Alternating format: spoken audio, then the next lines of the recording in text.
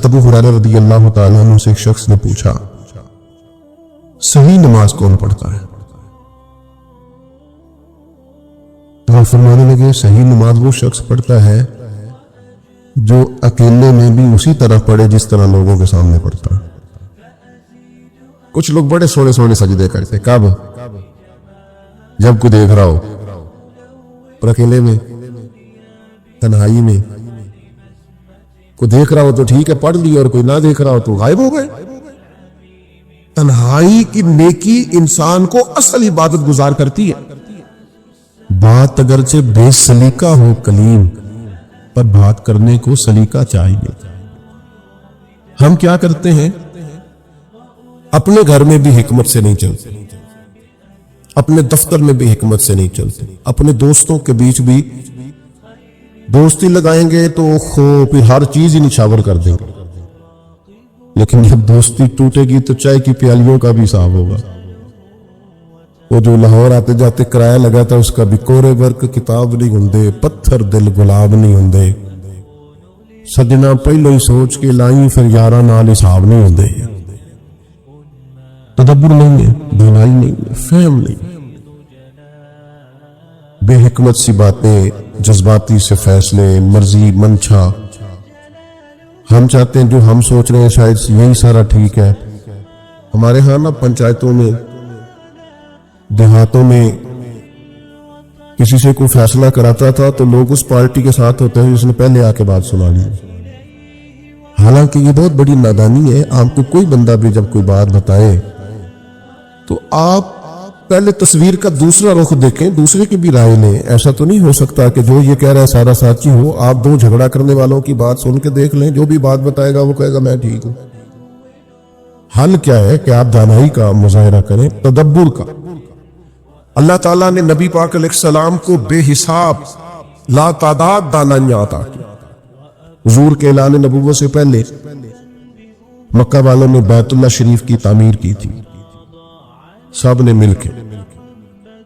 پیچھے دوستوں سے گزارش ہے باتیں نہ کریں جی، کمیٹی والے بھی بولے نہیں، بس توجہ سے سنیں۔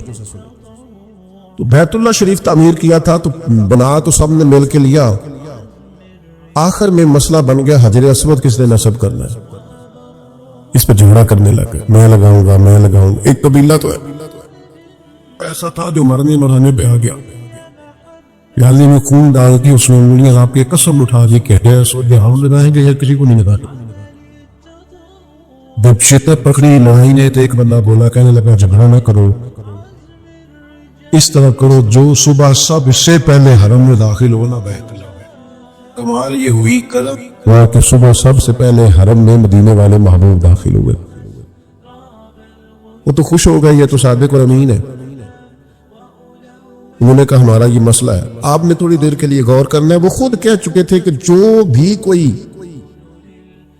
آئے گا وہ جس قبیلے کے حق میں فیصلہ دے گا نا وہ سب کو منظور ہوگا۔ اب یہ بات انہوں نے حضور کو سنا دی، سرکار کسی ایک قبیلے کو کہہ دیتی حجر اسود آپ لگا دیں تو باقی سب تو اس پر مطمئن تھے، چونکہ انہوں نے کہہ دیا تھا جو سرکار فیصلہ کر دیں، باقی اعتراض کر نہیں سکتے تھے۔ لیکن نبی پاک علیہ السلام نے کیا فرمایا؟ فرمایا کہ چادر بچھاؤ۔ انہوں نے چادر بچھائی، حضور نے اس پہ حجر اسود رکھا، فرمایا سارے قبیلے ایک ایک سائڈ سے چادر پکڑ لو۔ ان سب نے چادر جو تھام لی تو لائے اس جگہ جہاں حجر اسود رکھنا تھا، تو محبوب نے اٹھا کے حجر اسود ادھر رکھا جہاں رکھنا تھا۔ اب سب کے چہرے دیکھے تو سارے خوش تھے، ہم سارے ہی اٹھا کے لائے ہیں، ہم سب حجر اسود لگانے میں شامل ہیں۔ ہم تو اپنے بچوں میں لڑائی کرا دیتے ہیں، خود اپنے بچوں میں، اے میرا لیک پتر ہے، اے میری گل نہیں مانتا، ان بیچاروں میں جھگڑا ہو جاتا ہے۔ آپ وہ دیکھیں نا، ہو جاتا ہے بعض اوقات کسی بچے سے زیادہ پیار، پر لکھا ہے بزرگوں نے کہ ایک بچے کا رخسار چومو تو دوسرے کا بھی چومو، ان کو یہ لگے نا کہ جھکاؤ زیادہ ادھر ہے۔ نبی پاک نے فرمایا اللہ سے ڈرو، اپنی اولاد میں انصاف کرو۔ دانائی سے، تدبر سے گھر چلائیں، تدبر سے آپ سوسائٹی میں وقت گزاریں۔ یہ جذباتی فیصلے، یہ فوٹو کی زندگی، یہ جناب مطلب ادھار لے کے شو بنانا، اور جناب کسی کے نام کو استعمال کر کے آگے نکلنا اور تھوڑا جان بوجھ کے آگے آگے ہونا اور اپنا بتانا، اس سے انسان کمزور پڑ جاتا ہے۔ آپ جہاں ہیں وہاں وفادار ہو جائیں، جہاں ہیں وہاں خوبصورت ہو جائیں، سارے لوگ آپ کی طرف رجوع کریں گے، لیکن آپ کو کمال دانائی سے اپنے بچوں کو، پیار کرنے والوں کو۔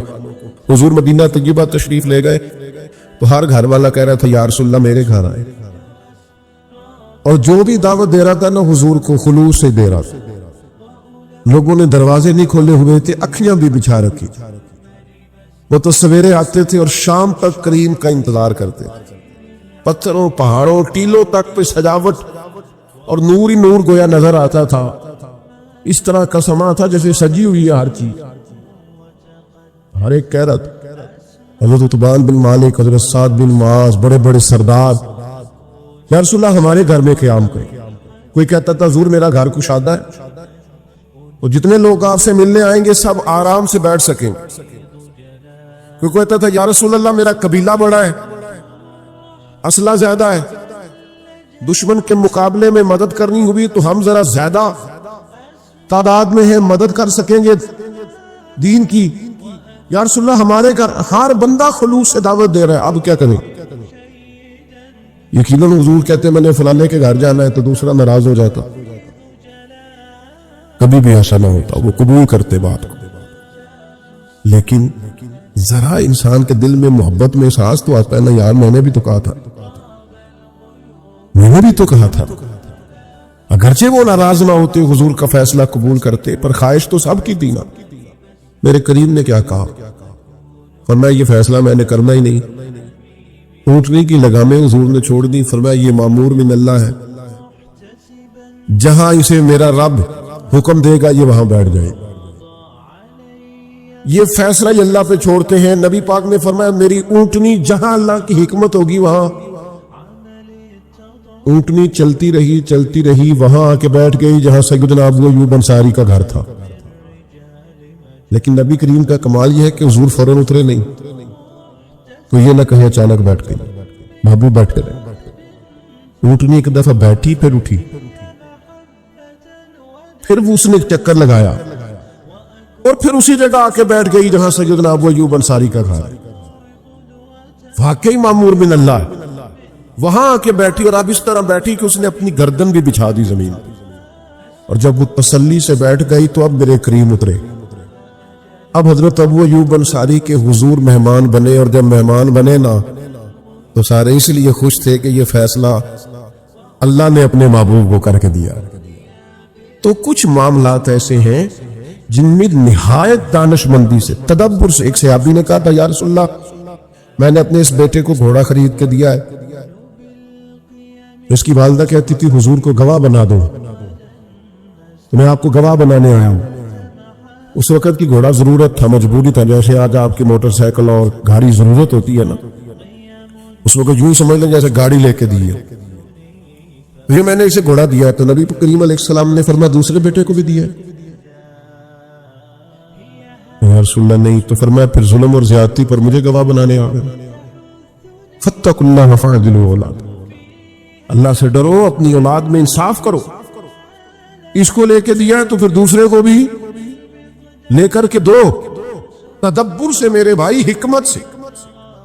نوجوانوں میں جلد بازی بڑی ہے، ایک دفعہ بات نہ مانی جائے، اور بار آ کے کچھ لوگ بڑے جناب فخر سے سناتے کہ وہ منڈے رہا سامان پانتا ہے، وہ مرضی دا کھانا نہیں سی نہ پکیا۔ ایک عقل مندی نہیں ہے۔ میں اپنے بچوں کی ہر خواہش پوری کرتا ہوں، آپ غلط کرتے ہیں۔ ان کی کچھ خواہشیں پوری نہ کریں تاکہ انہیں صبر کرنا بھی آئے، انہیں احساس پیدا ہو کہ کچھ چیزیں نہ ملے تو میں نے اس میں صبر بھی کرنا ہے، تدبر بھی کرنا ہے، رکنا بھی ہے۔ ہماری بے حکمتی، ہمارے مزاج کی نادانی، بہت سارے ماضی میں فیصلے ایسے ہیں جو ہم سے اس لیے غلط ہوئے کہ ہم نے جلد بازی کی۔ کبھی پلٹ کر دیکھیں، بہت سارے لوگ اس لیے ہم سے ٹوٹ گئے کہ ہم سیانے نہیں تھے۔ اگر ہمارے اندر تدبر ہوتا، معاملہ فہمی ہوتی، تو بڑے رشتے ہمارے مضبوط ہونے تھے۔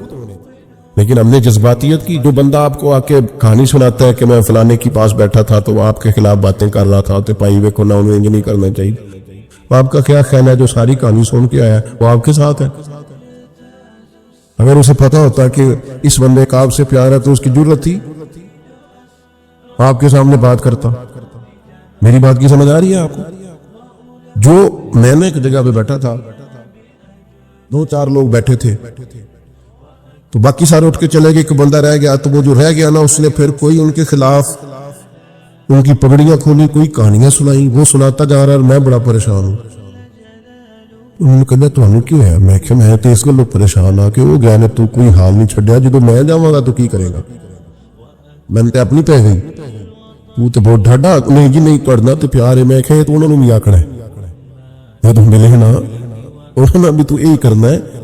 تو یہ آپ مت توقع کریں کہ جو آپ کا بڑا خیر خواہ بن کے آپ کے ساتھ بات کر رہا ہے وہ آپ کا بڑا اپنا ہے. ایسا نہیں ہے. آپ یاد رکھیں دنیا میں غیبت کا چلن ختم ہوگا تو سب کی عزتیں محفوظ رہیں.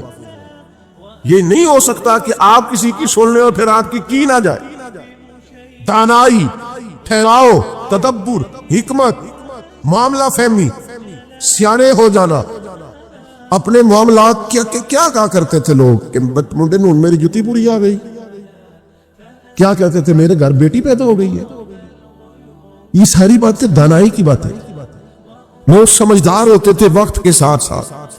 ہماری جذباتیت ختم ہی نہیں ہوتی. ہر فیصلے کے اندر جذباتی ہیں, اور کبھی سخت موڑ بھی آ جائے نا, اللہ سے مدد مانگے, اپنے مالک کے حضور حاضری دے اور کوشش کریں کہ فیصلہ صحیح ہو. ایک بڑا عجیب مرحلہ آیا تھا فتح مکہ کے موقع پر. کوئی ایسی بڑا مسئلہ نہیں تھا, پر ٹائم آ گیا. حضرت سعد بن عبادہ رضی اللہ تعالیٰ عنہ کے ہاتھ میں نا جھنڈا تھا اسلام کا. تو اس دور میں بہت بڑا اعزاز ہوتا تھا کہ فلانا علم بردار ہے, اس کے پاس جھنڈا ہے. حضرت سعد بن عبادہ رضی اللہ تعالیٰ عنہ کے پاس مسلمانوں کا جھنڈا تھا. آگے کوئی ایسی بات ہو گئی کہ ان سے جھنڈا واپس لینا پڑ گیا. اب بندہ بڑا قیمتی ہے, بندہ بڑا باکمال ہے, جلیل القدر صحابی. بدر سے لے کر فتح مکہ تک ہر جگہ پہ ان کی خدمات پورے عروج پر ہے, لیکن جھنڈا واپس لینا ہے. آ جاتا ہے کبھی کبھی ایسا موقع بھی. اب ان کی حساسیت کیا کیا جائے, اور کوئی ایسا کام بھی نہیں انہوں نے کیا, پر لینا بھی ہے جھنڈا انہیں. اور موقع فتح مکہ کا ہے. یہ زیادہ غور سے سننا, اللہ تعالیٰ نے ہمارے کریم محبوب کو دانائی کیسی عطا کی. اکابر صحابہ پریشان ہیں. حضرت سیدنا فاروق اعظم جیسے لوگ, حضرت صدیق اکبر جیسے لوگ, کہ یہ کیا کیا جائے. مولا علی شیر خدا جیسے لوگ سوچ رہے ہیں کہ کس طرح اتنا بڑا آدمی ہے. تو محبوب نے فرمایا کوئی مسئلہ نہیں, ساتھ سے جھنڈا لیتے ہیں. نبی کریم نے کیا کیا, فرمایا ساتھ میں نے ایک فیصلہ کیا. یہ میری طرف دیکھنا, یہ غور کرنا دوستو. حضور فرمانے لگے میں نے ایک فیصلہ کیا ہے. یا رسول اللہ کیا؟ فرمایا میں نے فیصلہ کیا ہے جھنڈا آپ سے لے کر آپ کے بیٹے کو دے دیا جائے. قربان جائے, سب سے زیادہ باپ اس وقت راضی ہوتا ہے جب اسے پتہ چلے نا میرا پتر میری جگہ لینے کے قابل ہو گیا, انہیں نے کام سنبھال لیا. سب سے زیادہ باپ خوش ہو رہے. اچھا چاہیے تھا حضرت سعد بن عبادہ جھنڈا لینے پر ناراض ہوتے, لیکن وہ معاملہ ایسا ہوا کہ پہلے سے بھی زیادہ راضی ہو گئے. وہ خوش ہو گئے, یا رسول اللہ میرے نصیب جو خدمت کل تک میں کرتا تھا میرا بیٹا کیا کرے گا. تو صحابہ کرام فرماتے ہماری روحیں وجد کر رہی تھی کہ ایسا کمال فیصلہ. جو لوگ علم پڑھتے جاتے ہیں نا, سیکھتے جاتے ہیں, ان کے عقائد بھی درست ہوتے جاتے ہیں. جب وہ گہرائی میں اترتے جاتے ہیں تو ان کے اخلاقی رویے بھی ٹھیک ہوتے جاتے ہیں. جب انسان پڑھتا جاتا ہے, علم حاصل کرتا جاتا ہے, تو پھر یہ ہوتا ہے کہ اسے حقوق کا بھی خیال آتا ہے, بلکہ جتنا زیادہ کوئی شخص پڑھتا ہے لکھتا ہے اس کا اپنا مزاج اس قدر زیادہ شستہ ہو جاتا ہے کہ بعض جگہوں پہ اسے کہنا پڑتا ہے کہ میاں تھوڑی سختی بھی کرے, آپ تو زیادہ ہی نرم مزاج ہو گئے. کہنا پڑتا ہے کہ آپ تھوڑی سی شدت بھی پیدا کریں, بعض مسائل آپ کی نرمی کی وجہ سے خراب ہو رہے. تعلیم علم ایک ایسی روشنی ہے, لیکن وہ تعلیم ہو, وہ سیکھنے کے لیے ہو, وہ شعر و سخن نہ ہو, محفل گرمانے کے لیے جملوں کو ازبر نہ کیا گیا ہو، وہ سیکھنے کے لیے ہو، تعلیم پانے کے لیے ہو، اس کے لیے طلب بھی ہو، تڑپ بھی ہو، جس بزرگ کے اس پہ ہم آئے ہوئے ہیں نا۔ حضرت فقیہ اعظم رحمت اللہ علیہ تر و تازہ مزاج کے مفتی تھے، جن کی نظر صدیوں بعد دیکھتی تھی۔ کچھ لوگ ایسے ہوتے ہیں کہ وقتی طور پر وہ کوئی بات کرتے ہیں، تو بعض لوگ ایسے ہوتے ہیں جو ان سے رائے کا اختلاف کرتے ہیں۔ رائے کا اختلاف بڑا حسن ہوتا ہے، رائے کا اختلاف بڑا قیمتی ہوتا ہے، مخالفت نہیں ہونی چاہیے، عداوت نہیں ہونی چاہیے۔ رائے کا اختلاف تو بڑی خوبصورت بات ہے، لیکن ہونا دلیل کی حد تک چاہیے، ذاتیات تک وہ اختلاف۔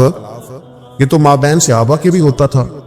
حضرت عمر فاروق رضی اللہ تعالیٰ عنہ جمعے کا خطبہ دینے آئے تو نیا نویلا سوٹ پہن کر کے آئے، اور اسی طرح کا آپ نے کرتا اور اسی طرح کا تہمد اوڑھ رکھا تھا۔ تو حضرت ابو ایوب انصاری نے اٹھ کے اختلاف رائے کیا، کہا جناب بتائیے کہ آپ ایک سب کو کل چادر بٹی تھی تو آپ کے پاس دو کیسے آئیں؟ تو حضرت عمر نے اس اختلاف رائے کو قبول کیا، اس پر یہ نہیں کہا تیری ضرورت کیسے ہوئی۔ تو امیر المومنین سے پوچھے، اختلاف رائے حسن ہے، بس ذرا اس کا ادب آنا چاہیے۔ قاتل کو کوئی قتل کے آداب سکھائے، قاتل کو کوئی قتل کے آداب سکھائے، دیکھو دستار کے ہوتے ہوئے سر کاٹ رہا ہے۔ کچھ لوگ خالی بات سے ہی، دستار تک جانے سے ہی مان جاتے ہیں، گلے تک تو جانا ہی نہیں پڑتا۔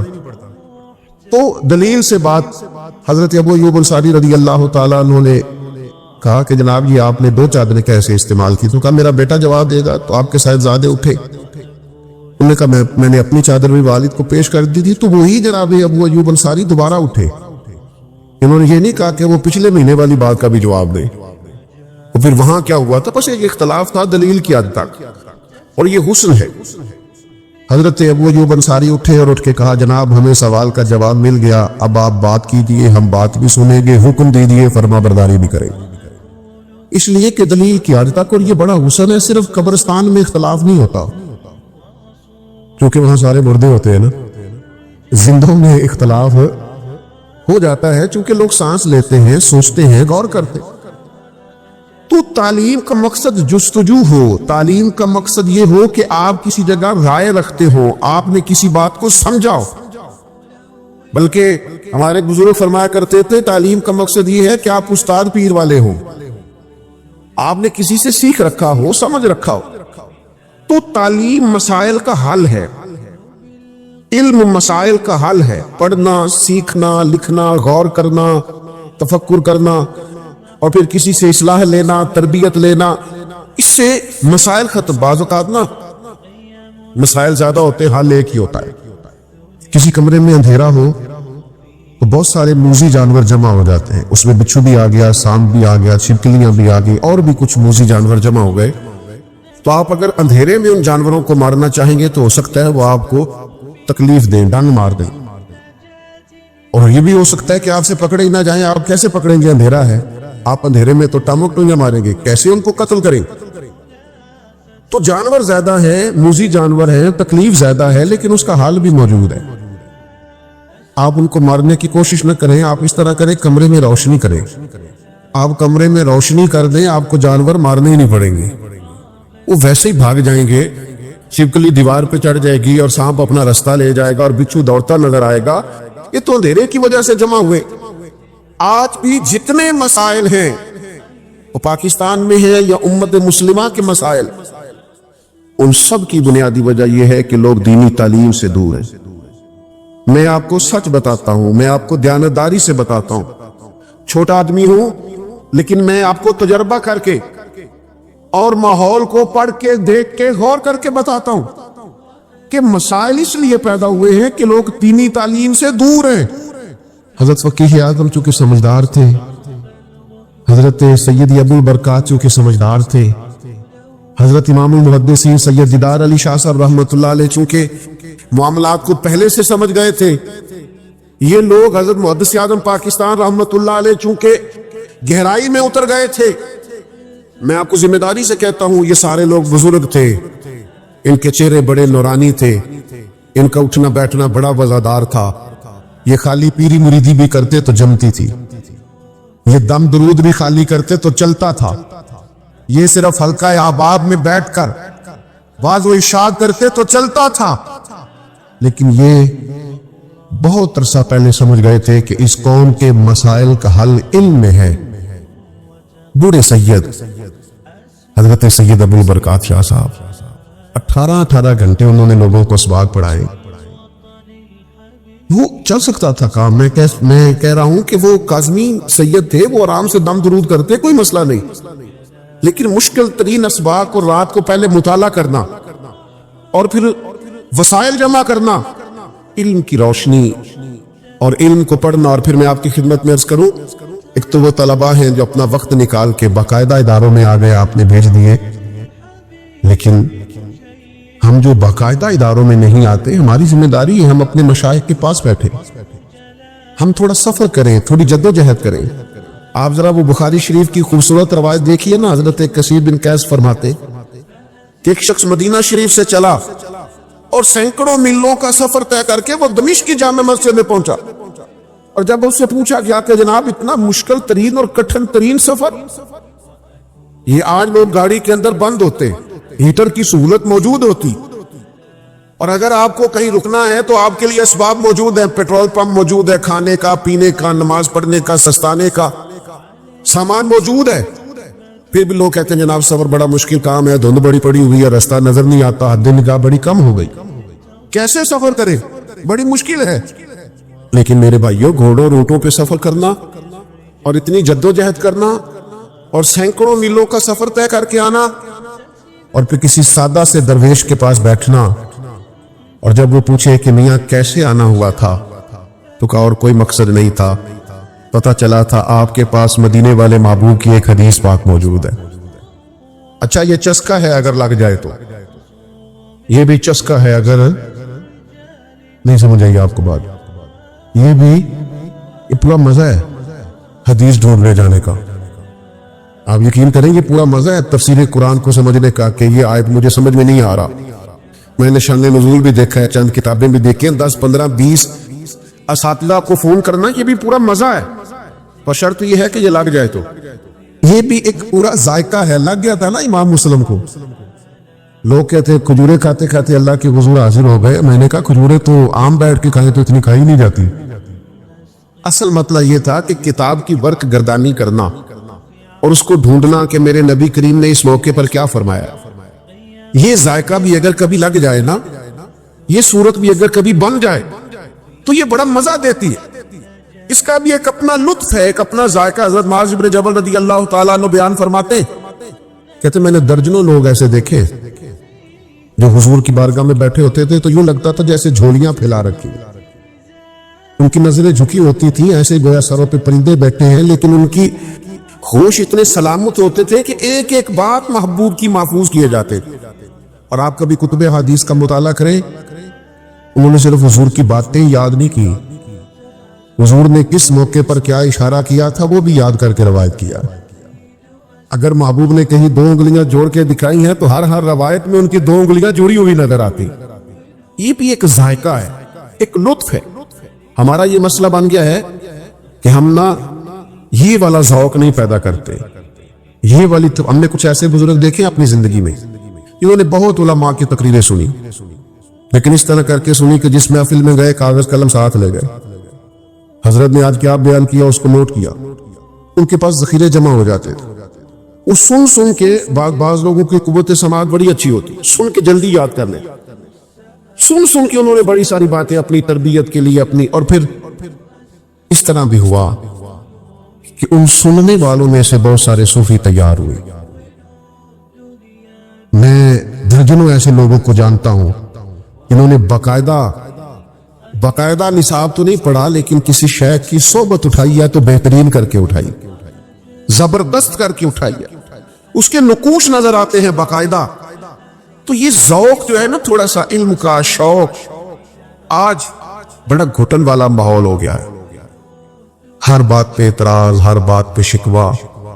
آپ تو ماشاءاللہ اہل محبت ہیں اور یہاں ایک خانقاہ پہ تشریف فرما ہے، لیکن جب دنیا سے اٹھ کے ہم ایسی جگہوں پہ جا کے بیٹھتے ہیں نا جو کہیں وابستہ نہیں، جو دور بیٹھے ہوئے ہیں اور جن کے مزاج میں تنقید ہے، تو ہم جب ان کی باتیں غور سے سنتے ہیں نا کہ بہت امیر آدمی ہے لیکن اس کا خیال یہ ہے کہ یار یہ مولوی کچھ بھی نہیں کر رہے، یہ بس بعض معاملات میں ان کا خیال ہوتا ہے کہ بوجھ ہی بنے ہوئے ہیں، تو جب ان لوگوں کی ساری باتیں غور سے سنتے ہیں تو محسوس ہوتا ہے بیچارے کسی پراپوگنڈے کا شکار ہے، کسی نے وہم میں ڈال دیا ہے۔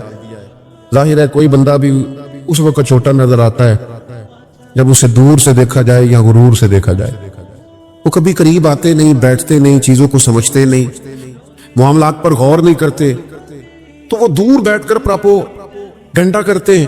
عزیز دوستو، جب ہمارا مزاج علمی ہوگا، ہم چیزوں کو سمجھیں گے، اخلاقیات کے تعلق سے ہمارے پاس نصاب موجود ہوگا، ہمیں ان ساری باتوں کا پتہ ہوگا جو نبی پاک علیہ السلام نے ہماری تربیت کے لیے بیان فرمائی، اور ہم ان کا شوق رکھتے ہوں گے، اور پھر ہمارے پاس وہ ذخیرہ اس طرح موجود ہوگا کہ ہماری عملی زندگی میں بھی وہ نافذ ہوگا، تو آپ یقین کریں بہت سارے پراپوگنڈے خود بخود ختم ہو جائیں گے، بہت ساری چیزیں خود بخود ختم ہو جائیں۔ ایک وکیل صاحب سے ایک دفعہ کسی نشست میں ملاقات ہو گئی، تو وہ کہنے لگے کہ آپ لوگوں نے نا لوگوں کو قبر پرست بنا دیا ہے۔ میں نے تسلی سے ان کی بات سنی، میں نے کہا میں اس حوصلے سے آپ کے سارے تانے برداشت کروں گا کہ پھر مجھے بھی آپ موقع دیں۔ تو انہوں نے خیر مجھے موقع دیا، تو پرانے آدمی تھے، پڑھے لکھے تھے اور عمرانیات کے ساتھ اچھی دلچسپی رکھتے تھے، تو میں نے ان سے کہا کہ صاحب آپ کی بات میں نے بڑے غور سے سنی، تو ویسے کس عالم کو آپ نے قبر پہ سجدہ کرتے دیکھا، اس کا نام بتائیں۔ چلے کوئی آپ کوئی مثال ایک دو۔ کہنے لگے جی بہت سارے لوگ ہم نے وہاں آتے جاتے دیکھے۔ میں نے کہا ان پڑھ آدمی تو کسی بھی قوم کا ہو وہ کبھی دلیل نہیں ہوتا، تو کبھی دلیل نہیں ہے نا، ان پڑھ آدمی نے کوئی غلطی کر لی تو آپ اسے دلیل بنائیں گے، وہ ہم سے پیسے بھی، اور پھر ابتلا سے حکم بھی نہیں بدلتا۔ میں بھی اگر کوئی غلطی کروں تو میری ذاتی غلطی ہے، وہ کو میرے نظریے نے، میرے عقیدے نے، میری جماعت نے تھوڑی مجھ سے کہا ہے، ابتلا سے حکم تھوڑی بدلتے، تو ہو جاتا ہے۔ تو مجھے کہنے لگے پھر آپ لوگوں کا نصاب کیا؟ میں نے کہا یہ بالکل آخر میں بتائیں گے آپ کو، پہلے آپ یہ بتائیں کہ آپ نے اتنی سخت بات کی کہ ہم معاذ اللہ قبر پرست ہیں، یعنی ایک مومن کو آپ نے کافر ہی کہہ دیا، آپ کو بھی تو کوئی دلیل پیش کرنا چاہیے تھے نا، اس پر اتنی سخت بات آپ نے کی، آپ کو اس پر دلیل دینی چاہیے، خاموش ہو گئے۔ تو پھر میں نے ان سے کہا کہ آپ نصاب پڑھیے، ہمارے بزرگوں کو پڑھیے، اور آپ زیادہ نہیں تھوڑا پڑھیے، آپ جس میں کہیں کوئی خلاصہ آپ کو نظر آ جائے وہ پڑھیے۔ آپ اعلیٰ حضرت بریلوی کو نہیں پورا پڑھ سکتے تو پروفیسر ڈاکٹر مسعود احمد صاحب کو پڑھیے، جنہوں نے ان پہ لکھا ہے۔ ایک بزرگ تھے، اور کیا بزرگ تھے، وہ بھی کیا ہستی تھی، ان کی زیارت کرنے سے محسوس ہوتا تھا کہ کیا بات، اور کمال لکھا انہوں نے فاضل بریلوی پہ، اور لوگوں کو ریسرچ پہ لگایا، بیسیوں لوگوں نے۔ لیکن جب دنیا سے اٹھ کے ہم ایسی جگہوں پہ جا کے بیٹھتے ہیں نا جو کہیں وابستہ نہیں، جو دور بیٹھے ہوئے ہیں اور جن کے مزاج میں تنقید ہے، تو ہم جب ان کی باتیں غور سے سنتے ہیں نا کہ بہت امیر آدمی ہے لیکن اس کا خیال یہ ہے کہ یار یہ مولوی کچھ بھی نہیں کر رہے، یہ بس بعض معاملات میں ان کا خیال ہوتا ہے کہ بوجھ ہی بنے ہوئے ہیں، تو جب ان لوگوں کی ساری باتیں غور سے سنتے ہیں تو محسوس ہوتا ہے بیچارے کسی پراپوگنڈے کا شکار ہے، کسی نے وہم میں ڈال دیا ہے۔ ظاہر ہے کوئی بندہ بھی اس وقت چھوٹا نظر آتا ہے جب اسے دور سے دیکھا جائے یا غرور سے دیکھا جائے۔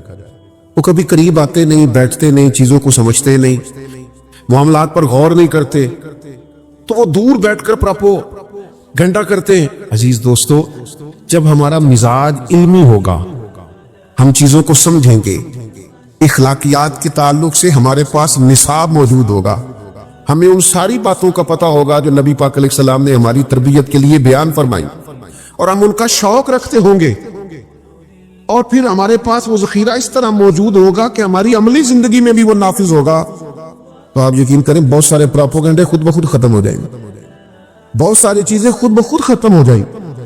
ایک وکیل صاحب سے ایک دفعہ کسی نشست میں ملاقات ہو گئی، تو وہ کہنے لگے کہ آپ لوگوں نے نا لوگوں کو قبر پرست بنا دیا ہے۔ میں نے تسلی سے ان کی بات سنی، میں نے کہا میں اس حوصلے سے آپ کے سارے تانے برداشت کروں گا کہ پھر مجھے بھی آپ موقع دیں۔ تو انہوں نے خیر مجھے موقع دیا، تو پرانے آدمی تھے، پڑھے لکھے تھے اور عمرانیات کے ساتھ اچھی دلچسپی رکھتے تھے، تو میں نے ان سے کہا کہ صاحب آپ کی بات میں نے بڑے غور سے سنی، تو ویسے کس عالم کو آپ نے قبر پہ سجدہ کرتے دیکھا، اس کا نام بتائیں۔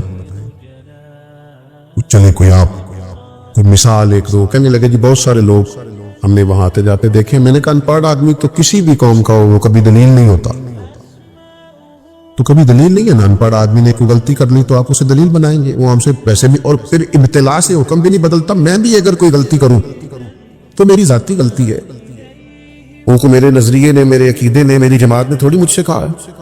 ابتلا سے حکم تھوڑی بدلتے تو ہو جاتا ہے.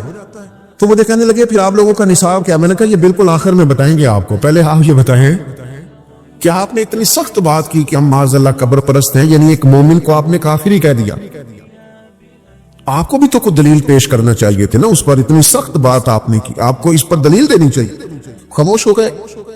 تو پھر میں نے ان سے کہا کہ آپ نصاب پڑھیے, ہمارے بزرگوں کو پڑھیے, اور آپ زیادہ نہیں تھوڑا پڑھیے. آپ جس میں کہیں کوئی خلاصہ آپ کو نظر آ جائے وہ پڑھیے. آپ اعلیٰ حضرت بریلوی کو نہیں پورا پڑھ سکتے تو پروفیسر ڈاکٹر مسعود احمد صاحب کو پڑھیے, جنہوں نے ان پہ لکھا ہے. ایک بزرگ تھے, اور کیا بزرگ تھے وہ بھی, کیا ہستی تھی. ان کی زیارت کرنے سے محسوس ہوتا تھا کہ کیا بات.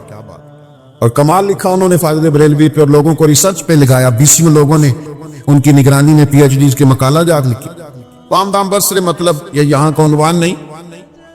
تو میں نے انہیں ایک حوالہ پیش کیا اعلیٰ حضرت رحمت اللہ علیہ کا, جس میں فاضل بریلوی کہتے ہیں کہ کسی بھی قبر پہ جاؤ تو 4 ہاتھ دور کھڑے ہو کے, مزار سے 4 ہاتھ. آپ کی توجہ ہے میری بات پر؟ مزار سے 4 ہاتھ.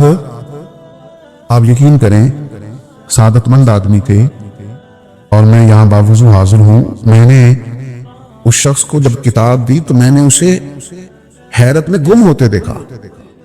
کہنے لگا یہ مولانا احمد رضا نے لکھا ہے. میں نے کہا اس کو پڑھیے, 100 دفعہ پڑھیے. اب میں کوئی اس میں فاتحانہ ہاتھ کھڑے کر کے وہاں سے واپس نہیں آیا. میں نے اپنے دوستوں کو واپس آ کے یہ نہیں کہا کہ میری 2-3 ملاقاتیں ہوئی, دیکھو بندہ, یہ میں نے نہیں کہا. بلکہ میں واپس آیا اور گاڑی میں بیٹھتے ہی میں اپنے دوستوں سے کہا آج مجھے احساس ہوا ہے اپنی سستی کا, آج مجھے احساس ہوا ہے اپنی کاہلی کا, آج مجھے احساس ہوا ہے کہ ہم کس قدر زیادہ ناکام ہوئے اس کام میں کہ ہم اپنے بزرگوں کی